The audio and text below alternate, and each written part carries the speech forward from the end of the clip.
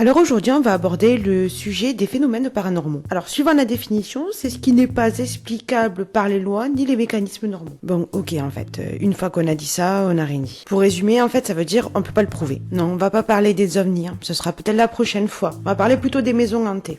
Pour ce sujet-là, je vais vous parler un peu plus de mon expérience. Un peu plus personnelle, oui, parce que j'ai l'habitude en fait de travailler avec le monde de l'invisible. J'ai l'habitude de nettoyer les lieux et les personnes. Avant que j'oublie, pensez à vous abonner. C'est gratuit, n'hésitez pas. Et voire me laisser un petit pouce bleu. Donc maintenant que j'ai fait ma pub, on peut revenir à ce qui nous intéresse, notre sujet, les maisons hantées. Alors vous avez peut-être été confronté au moins une fois ou entendu parler ou vu un film sur ce sujet-là. C'est assez complexe, Vous allez voir, j'essaie de faire un peu le tri, mais c'est très dense. Je vais donc essayer de faire la différence entre esprit, âme et entité.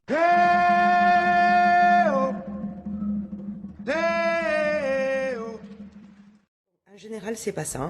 On est plutôt comme ça. J'avoue que quand on entend nos premières voix ou qu'on a affaire au premier phénomène, on a plutôt tendance à faire ça. Quand on pense à maison hantée, on pense à Amityville, où le monsieur a tué toute sa famille. Oui, ce sont des voix qu'il entendait depuis qu'il avait aménagé dans cette maison, qui lui disaient de tuer tout le monde. Ça, c'est pour le film. Mais dans la réalité, c'est le fils aîné qui a massacré toute sa famille. D'ailleurs, le couple Warren est intervenu dans cette maison. Le monsieur était prêtre et la dame était médium. Toute la série Conjuring est inspirée de tous leurs dossiers. Vous pouvez trouver dans le Connecticut le musée où ils ont rassemblé tous les objets occultes qu'ils ont amassés tout au long de leur carrière. Donc le premier point, les fantômes ou esprits résiduels. Ce sont en sorte, on va dire, des coquilles vides ou des empreintes qui sont restées dans le logement. Ce sont des esprits qui vont répéter tout le temps la même chose et qui vont refaire tout le temps les mêmes activités. En fait, ils sont pas vraiment là, quoi. C'est juste la mémoire. Ce sont en quelque sorte des boucles temporelles, on pourrait dire la mémoire d'une vie. D'une certaine façon, c'est comme s'il n'y avait pas de conscience derrière, du coup vous ressentez à peu près rien. Le deuxième point, ce sont les âmes ou les esprits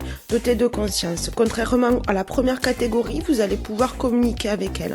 Il faut savoir qu'elles sont dans le noir et la seule chose qu'elles veulent, c'est voir la lumière. Donc vous, quand vous arrivez sur un lieu où il y a des âmes comme ça, vous êtes le phare dans la nuit. Donc il faut les aider à passer. Il y a des bons et des mauvaises émotions. En réalité, c'est plutôt des émotions positives ou négatives. Le troisième point, ce sont les esprits frappeurs ou poltergeist. L'origine du mot, c'est dérivé de l'allemand, faire du bruit, polter, et geist, esprit. Donc esprits qui font du bruit. Bon, ils font pas que du bruit en général, Ils secouent un peu tout. En fait, ce sont vraiment des esprits qui sont emmagasinés d'énergie, la plupart du temps négative. C'est du style à vous faire bien peur et à vous faire bien comprendre qu'ils veulent pas de vous à cet endroit-là. En général, quand vous avez affaire à un poltergeist, vous avez aucun doute. J'aurais pu tout aussi bien le mettre dans la catégorie âme avec conscience. Le quatrième point, ce sont les entités. Ce sont des phénomènes assez rares. Donc les anges, esprits de lumière, donc c'est cool, ils sont là pour vous aider. Par contre, les démons, c'est notre histoire. C'est loin de la série Lucifer avec Tom Ellis. C'est vrai qu'on préférait que ce soit lui. Je vous cache pas, j'ai un petit faible pour lui. Mais bon, c'est vraiment un enfer. Il cherche vraiment à attaquer les personnes et à vous posséder, voire vous tuer. C'est un peu comme si vous étiez l'enjeu d'une bataille dont vous connaissez pas du tout les règles. Ce qui est pas évident avec eux, c'est qu'ils sont tout le temps en train de mentir ou de dire la vérité. Donc pour résumer, ce sont vraiment toutes des énergies. Tout ça sont des énergies différentes qui ont une vibration un peu différente. On peut les ressentir. Si on les met en deux catégories, il y a des bons et des moins bons. On va dire les noirs, les mauvais, vous le ressentez. Après, il faut pas se tromper. C'est pas parce que quelqu'un est en colère qui est forcément mauvais. Si vous êtes confronté à un tel phénomène, vous savez quoi faire. Déjà, ne pas paniquer. Et ensuite, vous pouvez appeler des professionnels.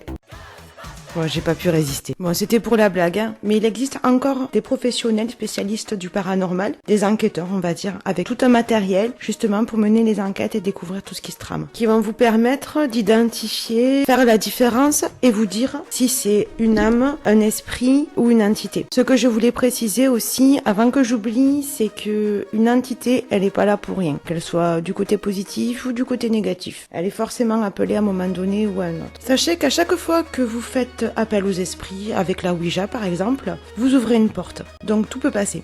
Donc c'est pour ça qu'il est important de vous protéger avant de faire quoi que ce soit. Donc finalement, c'est assez difficile de se dépatouiller de choses que vous ne voyez pas ou que vous ne comprenez pas. Après, vous avez les géobiologues aussi qui peuvent vous aider, ou des médiums qui travaillent aussi dans ça. Tous ne le font pas. Et vous avez bien entendu aussi les exorcistes. Mais ça va être plutôt quand vous avez affaire à un démon. Je vous ai apporté la variante monothéiste, mais sachez que tout ça, esprit, âme, entité, existe dans différentes cultures, différentes époques, dans différents pays. Maintenant, n'oubliez pas, ce que je sais, c'est que je ne sais rien.